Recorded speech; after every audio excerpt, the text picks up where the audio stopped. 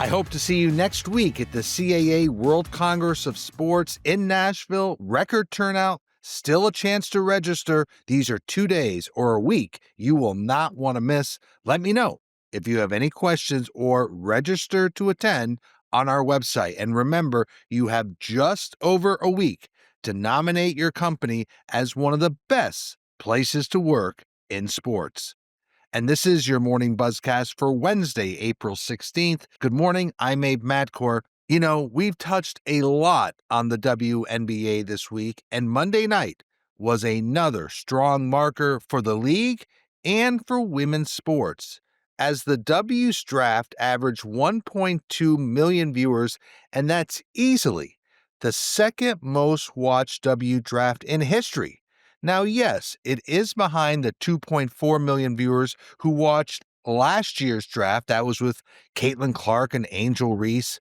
But these numbers for Monday night still very strong. It was the most viewed program on Monday across all adults 18 to 34. Let me just give you a little historical context for the numbers. In 2022, the draft averaged 400,000 viewers. In 23, 570,000 viewers. And so the last 2 years, you've seen a jump to 2.4 million and 1.2 million. Bottom line, that shows continued growth of interest and growth in audience around the WNBA, its players, and women's sports overall. While we're on it, let's put a bow on the NBA season, as the league's average attendance for the year was just over 18,100. That is the second best ever, following a 23-24 season that really set records in every attendance category. But for the second time in NBA history, total regular season attendance was more than 22 million fans. Regular season average attendance, like I said, exceeded 18,100 fans per game. Arenas were filled to 97% capacity. 10 teams sold out every game. The Heat and the Mavericks have the longest sellout streaks in the league. 13 consecutive seasons. Yes, there's a lot of ways you can look at that, but for 13 consecutive seasons, they've distributed all their ticket inventory, of course, outside of the pandemic-impacted seasons. The Celtics, the Warriors, and the 76ers have also been on a nice 5-year sellout run. So the team with the biggest gain at the gate this year, can you guess? Well, it's the Pistons, who are returning to the playoffs and were up 5% in overall attendance. Interestingly, the Clippers, who of course moved into the Intuit Dome this year, had the biggest drop. They're down 12%. They were at 18,900 fans a game at Crypto.com Arena. They're down to 16,500, even though they are the number 5 seed in the Western Conference, and they didn't fill capacity at Intuit Dome. That has an 18,000 seat capacity. What am I trying to get at here? Well, ticket inventory and the ticket runway is limited. Teams have done a great job selling tickets. That's why there's so much focus on other revenue streams, because ticket inventory is really right now limited as a growth category. Let's turn to viewership. Overall, NBA viewership down 2% this season, averaging 1.53 million viewers. That's across ABC, ESPN, TNT. The numbers were actually down all year, and the league was able to close the gap quite significantly. And the 2% drop, it's a pretty thin drop. The league was impacted by being down 7% overall on ESPN, 8% overall on Turner. Bottom line, this is a bridge year. The league, of course, moves next season to new media partners. You'll see a lot of promotion, a lot of hype, a lot of interest as the league transitions to its new media partners starting this fall. Staying with the NBA, Dallas Mavericks CEO Rick Welts, one of my favorites in the business, will be on a panel at the CAA World Congress of Sports next week. He'll talk about building businesses, and he certainly has done his fair share of that. He has certainly had quite a time since he took the job at the Mavericks. Interesting is an understatement, But even with the team's controversial trade of Luka in February, Welch says the Mavericks remain very solid from a business standpoint. He said that 75 to 80% of season ticket holders have renewed. There's still about 6 months left to go before the season, so they have a lot of runway to sell more season tickets and more renewals.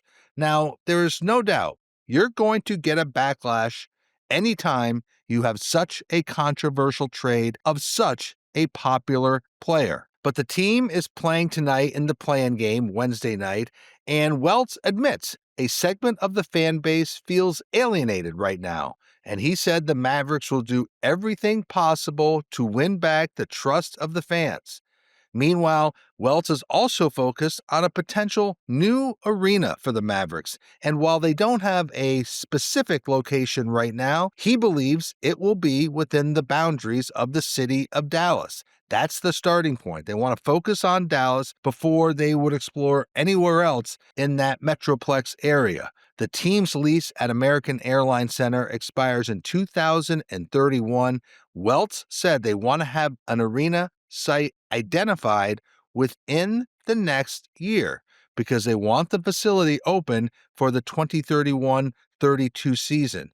So again, a lot moving with the Dallas Mavericks. Rick Welts said the team is focused on a new arena with or without any legislation that would permit casino gambling in Texas. Remember, Mark Cuban talked about a huge mixed-use development with the casino, resorts all around this new arena. Rick Welch says they're focused first on the arena, not necessarily casino gambling. A lot going on, certainly, with the Dallas Mavericks. There were some interesting changes to note at the Seattle Kraken, which of course started playing in the NHL in 2021. And now under CEO Samantha Holloway, the team has really listened to their fan base and they've implemented a number of improvements they believe to the fan experience, specifically around pricing of tickets and concessions at Climate Pledge Arena. So what does this mean? Well, the team looked to improve the experience in 3 areas: access, pricing, and connection to players. So here's what the Kraken are implementing. 90% of season ticket holders will see their ticket prices decrease. Yes, go down. An arena-wide 25% food and beverage discount for all season ticket holders. The team will also allow season ticket holders to buy and renew packages on 1-year deal terms. That's really unheard of. Teams always lock in members for 3, 5, 7-year increments. So going year to year, that's a real different approach. They will sell family ticket bundles, $150. You get 4 tickets, 4 sodas, 4 hot dogs, and a popcorn. Those packages will be available every game. So trying to do as much as they can to get the families in the building. Season ticket holders will also get access to exclusive events. So this is a well-run organization, and they're really listening and leaning into fan feedback. And of course, it does come as the team has missed the playoffs for the 3rd time in their 4-year history. So they're certainly reinventing the experience around Kraken games at Climate Pledge Arena. You know, I wrote in this week's Sports Business Journal about how impressed I was with new Charlotte Hornets co-owner Rick Schnall.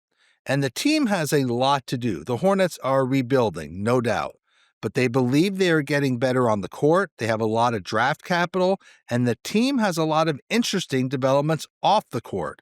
So the Hornets have now brought on a top executive from Legends to help grow its business. They brought on Legends president of college Mike Behan as its new chief business and revenue officer. Mike Behan, 40 under 40 honoree in 2020. He actually began work on Monday in Charlotte. He spent 13 years at Legends. And the last year and a half, he's worked with a lot of schools, Florida State, Notre Dame, Oklahoma, and more, helping run Legends' college division. And that's all about revenue generation. He was also at the NBA's Teambo office. He worked for the Cavaliers. He was in ticketing. He's always been in revenue, and he will report to Hornets Sports and Entertainment President of Business Operations, Shelley Kayette Weston. The team has a lot going on, and so Mike Behan is joining while the Hornets are in the middle of a major renovation at Spectrum Center. They also broke ground just this month on a new performance center across the street from Spectrum Center. That will be open probably 2027. That will be the team's headquarters. It will have more than 250 employees. It'll be the practice facility. It'll also be a health center. So some interesting inventory for Mike Behan to sell as he joins the Charlotte Hornets as Chief Business and Revenue Officer. And finally, episode 2 of SBJ's Inside the Industry is now available on YouTube and other SBJ platforms. The second episode, which is produced by SBJ and Monumental Sports and Entertainment, examines the growth of women's sports and women working in the sports industry. Hope you check it out. That is the second episode of SBJ's Inside the Industry. Love your thoughts and comments. And so that is your morning Buzzcast for Wednesday, April 16th. I'm Abe Madcore. Thanks for listening. Stay healthy. Be good to each other. I'll speak to you tomorrow.